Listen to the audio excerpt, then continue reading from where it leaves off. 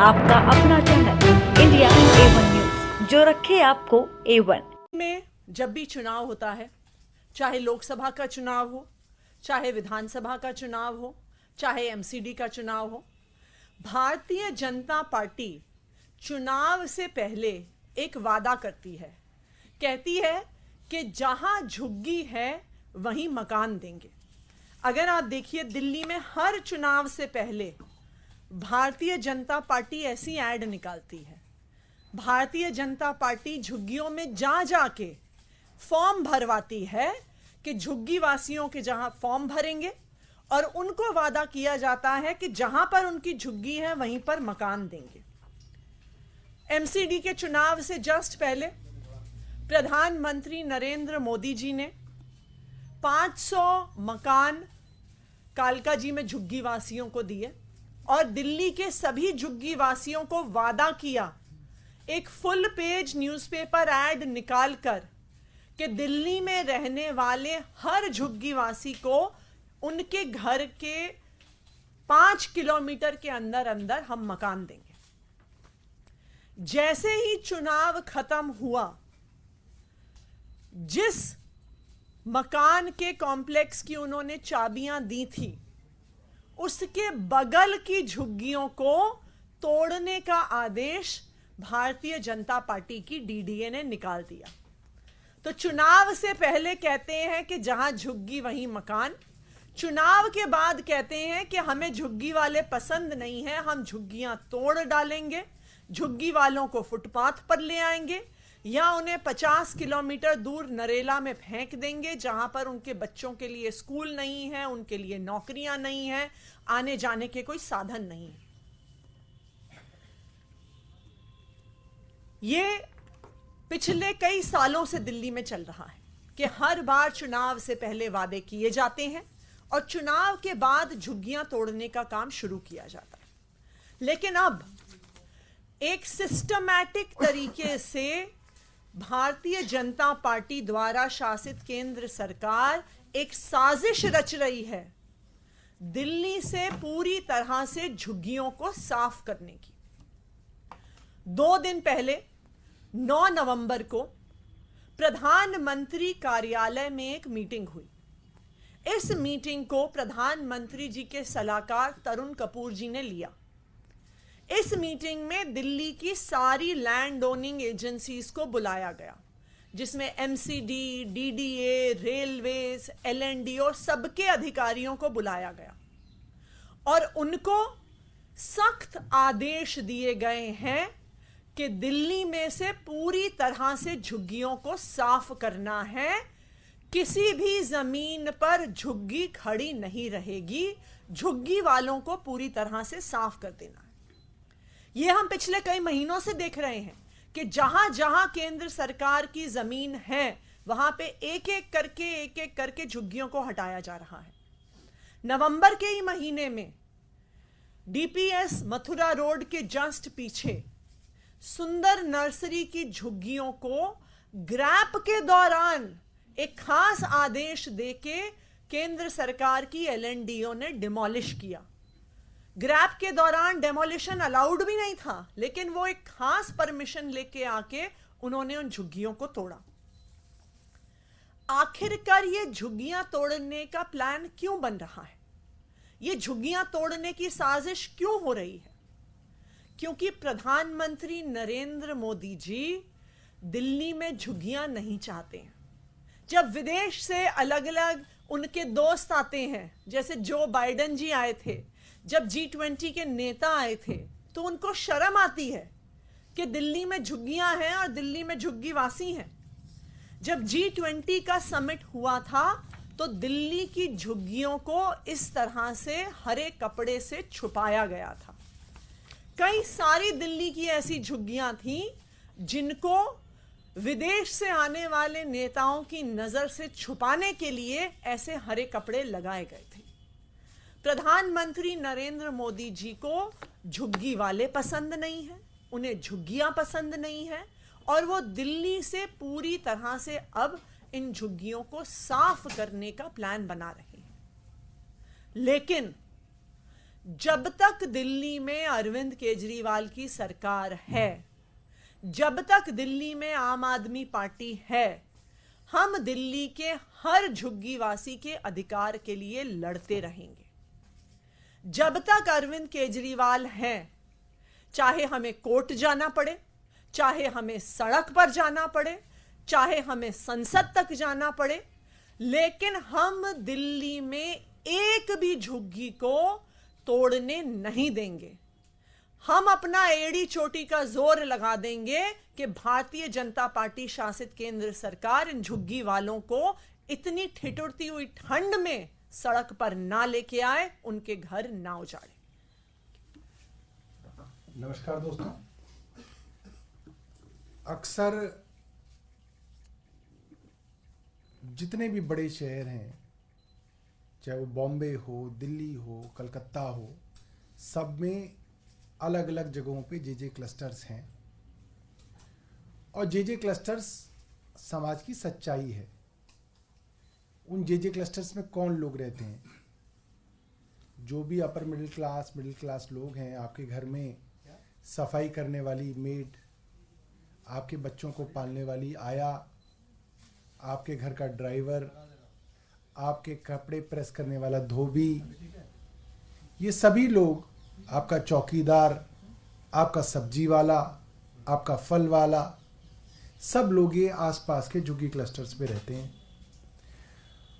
और सरकारों की झुग्गियों को हटाने की एक खास तरीके की पॉलिसी होती है। वो पॉलिसी ये है कि निश्चित तौर पे झुग्गी झोपड़ी के अंदर जो लोग रहते हैं उनको भी अच्छा नहीं लगता।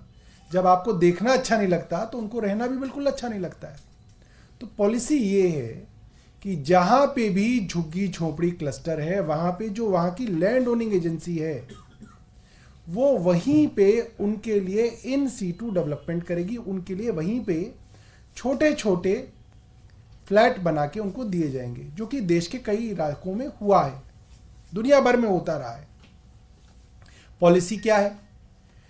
अगर सेंट्रल गवर्नमेंट की कोई जमीन है, केंद्र सरकार की कोई जमीन है, मान लीजिए एएसआई की जमीन है, रेलवे की जमीन है, डीडीए की जमीन है, एलएनडीओ की जमीन है, तो उसके अंदर जो झुग्गी झोपड़ी क्लस्टर में लोग रह रहे हैं उनको रिहेबिलिटेट करने की, पुनर्वास करने की जिम्मेदारी डीडीए की है, केंद्र सरकार की है।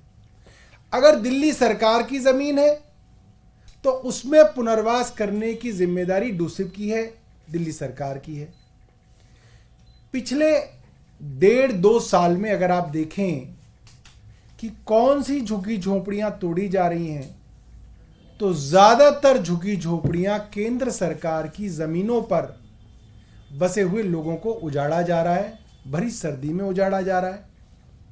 मैं देख रहा था भारतीय जनता पार्टी वाले कह रहे थे, अरे भाई रैन बसेरों के अंदर बेसहारा लोग हैं। ये बेसहारा हैं क्यों?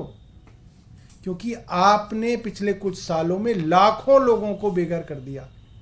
मैं सिलसिलेवार ढंग से आपको कुछ उदाहरण देना चाहता हूं। हर उदाहरण में सोचिएगा, सैकड़ों घर होंगे, हजारों लोग होंगे, उनके स्कूल में जाने वाले बच्चे होंगे, उनकी जवान बेटियां होंगी, उनके आसपास में काम करने की जिम्मेदारी होगी। सब कुछ तहस नहस जो किया गया इस साल, पिछले साल हो गया, अब तो शुरुआत की बात है, अप्रैल 2023 के अंदर सुप्रीम कोर्ट को केंद्र सरकार को कहना पड़ा कि कुछ तो रहम करो, इन झुग्गी वालों को पहले रिहेबिलिटेट करो। यह मुख्यमंत्री अरविंद केजरीवाल जी की कॉन्स्टिट्यूएंसी सरोजिनी नगर का मामला है, जहां पे केंद्र सरकार इन गरीब लोगों को उजाड़ने के लिए तत्पर है और कोर्ट पहुंची हुई है। Supreme court urges DDA to consider the plight of Sarojini Nagar jhuggi dwellers. उसके बाद सुप्रीम कोर्ट ने उसी मामले में दोबारा क्या कहा? Deal with people humanely. Supreme court stops demolition of 200 Sarojini Nagar jhuggi झोपड़ीज। सवाल यह आता है कि केंद्र सरकार गैर कानूनी काम कर कैसे सकती है, जब आप इतनी बड़ी बड़ी बातें कहते हैं और देश का कानून है, सिर्फ आपका वादा नहीं है, देश का कानून है कि आप जब तक उनको पुनर्वास नहीं करेंगे आप उनको नहीं उजाड़ सकते। आप इस तरह से उजाड़ रहे हैं। इसके बाद में एक और दिखाता हूं। धौला कुआं पे G20 से पहले ऐसा लगा कि बड़े बड़े लोग आएंगे, धौला कुआं की झुग्गियां तो बड़ी परेशान कर रही हैं। डिप्टी चीफ मिनिस्टर के ऑर्डर के बावजूद धौला कुआं के ऊपर जाके झुग्गियों को उजाड़ दिया गया, लोगों को बेघर कर दिया गया। मेहरौली का मामला सबने सुना होगा, घोसिया कॉलोनी, जिसके अंदर डीडीए केंद्र सरकार की एजेंसी ने हजारों लोगों को उजाड़ दिया। वहां पे भी हाईकोर्ट ने, Delhi high court pulls up DDA over demolition despite stay order. अब ये हालात आ गए हैं, कोर्ट से स्टे था ये मामला। मेहरौली के अंदर घोसिया कॉलोनी का मामला बहुत चर्चा में आया, कोर्ट से स्टे मिला हुआ था, उसके बावजूद केंद्र सरकार की डीडीए ने उन झुग्गी झोपड़ियों वालों को उजाड़ दिया। और मैं बताना चाहता हूं, ये नोटिफाइड क्लस्टर है, ये वो क्लस्टर है जो लिस्टेड है, जिसके अंदर सरकार ने कहा है कि ये क्लस्टर इतना पुराना है कि ये रिहैबिलिटेशन पॉलिसी के लिए ये लोग एलिजिबल हैं, इनको जब तक आप मकान नहीं देंगे तब तक आप नहीं उजाड़ सकते। कोर्ट के स्टे के बावजूद केंद्र सरकार ने हजारों लोगों को यहां उजाड़ दिया। मेहरौली, तुगलकाबाद के बारे में तो सभी जानते हैं। अखबार कहता है कि तुगलकाबाद के अंदर केंद्र सरकार की आर्कियोलॉजिकल सर्वे ऑफ इंडिया ने करीब 2.5 लाख लोगों को उजाड़ दिया। आप सोचिए, 2.5 लाख लोग, 2.5 लाख लोग उजाड़े गए होंगे तो वो कहां गए होंगे? आपको क्या लगता है, 2.5 लाख लोगों को रैन बसेरे में बसा लें? और रैन बसेरा तो रात को सोने के लिए होता है। एक परिवार जिसकी जवान बेटियां हैं, छोटे छोटे बच्चे हैं, नौकरी है, वो क्या रैन बसेरे में जाके परिवार समेत रह लेगा? हर जगह डीडीए कोर्ट के अंदर ये कहता है कि साहब हम उजाड़ देंगे, दूसरी भी इनको रैन बसेरे के अंदर ले जाए। दूसरी को कहा जाता है आप बस लगा दो, लाखों लोगों को आप रैन बसेरों के अंदर ले जाओ। ये कैसे संभव है? और ये तो मानवता के खिलाफ है। और देश की केंद्र सरकार की एजेंसी डीडीए बार बार कर रही है दिल्ली के अंदर। इसके बाद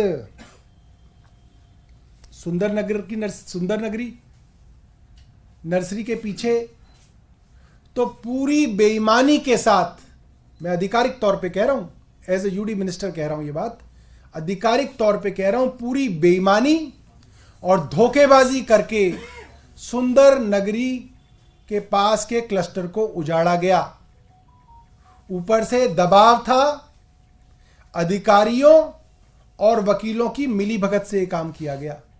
नोटिफाइड क्लस्टर था, उसको आप नहीं उजाड़ सकते थे जब तक आप उसको रिहेबिलिटेट नहीं करते, ये देश का कानून है। उसके बावजूद केंद्र सरकार की एलएनडीओ ने, ये मैं एलएनडीओ का नोट आपको दिखा रहा हूं, एलएनडीओ का ऑर्डर है, केंद्र सरकार की एलएनडीओ ने इनको बिना रिहेबिलिटेट किए उजाड़ दिया। और ज्यादातर मामलों में मैं आपको बता रहा हूं, जैसे तुगलकाबाद का मामला था, कोर्ट को कहा गया कि हम इनको रिहेबिलिटेट करेंगे और बिना रिहेबिलिटेट किए आपने उजाड़ दिया। अब हो क्या रहा है कि जब आप हजारों लाखों लोगों को उजाड़ देंगे तो वो कहां जाएंगे? वो बेचारे फिर दर बदर की ठोकरें खा रहे। और केंद्र सरकार एक तय षड्यंत्र के तहत इन लोगों को उजाड़ रही। हाँ जी, ये कालकाजी वाला मैम नोटिस कब का है डेमोलिशन का और क्या पर्टिकुलर जगह है? ये कालकाजी का जो नोटिस है डेमोलिशन का, ये लास्ट ईयर का है, ये जनवरी 2023 का नोटिस था। और ये जो फ्लैट्स बने हैं डीडीए के, उसके जस्ट बगल में एक नवजीवन कैंप करके बहुत बड़ा जेजे क्लस्टर है, जिसमें कम से कम 15,000 लोग रहते हैं। और जैसे ही एमसीडी का चुनाव खत्म हुआ, उसके बाद तुरंत झुग्गियों को तोड़ने के नोटिस उसी इलाके में आने लगे जहां पे मोदी जी ने पब्लिक को 500 फ्लैट दिए थे। जो सबसे रिसेंट है मैं आपको बता दूं, पिछले महीने का मामला है। नई दिल्ली विधानसभा के अंदर सफदरजंग रेलवे स्टेशन के निकट रेलवेज, जो केंद्र सरकार की एजेंसी है, उसने झुग्गी झोपड़ी क्लस्टर को उजाड़ने की कोशिश की, डिमोलिशन ड्राइव शुरू कर दी। वो लोग कोर्ट गए, कोर्ट से उनको स्टे मिल गया, उसके बावजूद उनको उजाड़ने की कोशिश हुई, जहां पे मुख्यमंत्री खुद वहां पे पहुंचे तो वहां पे वो डिमोलिशन रुका है, वरना वहां पे रेलवे कोर्ट के ऑर्डर्स के खिलाफ, देश के कानून के खिलाफ जाके डिमोलिशन करना चाह रहा था अभी बड़ी सर्दियों में। तुगलकाबाद में कितना आंकड़ा बताया आपने? तुगलकाबाद के अंदर अखबारों की रिपोर्ट है कि करीब 2.5 लाख लोग बेघर किए गए। मैम सर कौन सी बैठक थी 9 तारीख को केंद्र के साथ, उसके बारे में थोड़ी जानकारी दीजिए, कब हुई थी, क्या क्या हुआ था उसमें? 9 जनवरी को पीएमओ में, जो पीएमओ प्राइम मिनिस्टर के एडवाइजर हैं श्री तरुण कपूर, उनकी अध्यक्षता में बैठक हुई है। दिल्ली की सारी लैंड ओनिंग एजेंसीज को बुलाया गया है, जिसमें एमसीडी, डीडीए, एलएनडीओ, रेलवेज ये सब शामिल थे, और आधिकारिक तौर पर आदेश दिए गए हैं कि दिल्ली में से झुग्गियों को पूरी तरह से साफ करना है, झुग्गियों को हटाना है, बुलडोजर की भी जरूरत पड़े तो उसके माध्यम से झुग्गियों को तोड़ना है। तो अब ये सिर्फ कहीं एक झुग्गी, कहीं दूसरी झुग्गी, कहीं तीसरी झुग्गी की बात नहीं है। अब ये एक सिस्टमैटिक तरीके से दिल्ली में सभी झुग्गी झोपड़ियों को तोड़ने का प्लान किया जा रहा है। दिल्ली के सभी झुग्गी झोपड़ी वासियों को सड़क पर लाने का प्लान किया जा रहा है। और जैसा सौरभ जी ने बताया, इसमें मानवता को भी एक तरफ रख दिया गया है कि इस ठिठुरती हुई ठंड में भी झुग्गियों को तोड़ा जा रहा है, परिवारों को सड़क पर लाया जा रहा है। हम एक सवाल इससे अलग, आज आधिकारिक रूप से बैठक है इंडिया अलायंस में सीट शेयरिंग की, आप लोग कितने बजे जाएंगे और क्या किन विषयों पे इस पे चर्चा होगी? देखिए, 2 पार्टियों की चर्चा है, छोटी छोटी बातें गलत तरीके से मीडिया के अंदर आती हैं, उससे उस बातचीत पे असर पड़ता है। हम लोगों का मानना है कि जब तक बातचीत जो है फाइनल ना हो जाए, इसके ऊपर मीडिया में हम चर्चा ना करें। कितने बजे बैठक होगी, समय अगर कम से कम आप बता दें? समय बता देंगे तो आप वहाँ पहुँच जाओगे, फिर आप स्थान पूछोगे। एक आसाम गवर्नमेंट का फैसला आया है कि 3 से ज्यादा अगर किसी महिला के बच्चे हैं, किसी परिवार में बच्चे हैं, तो उनको सरकारी सुविधाओं का लाभ नहीं दिया जाएगा। किस और जाता हुआ आपको दिखाया गया? पता नहीं भैया, मेरे तो 2 ही बच्चे हैं।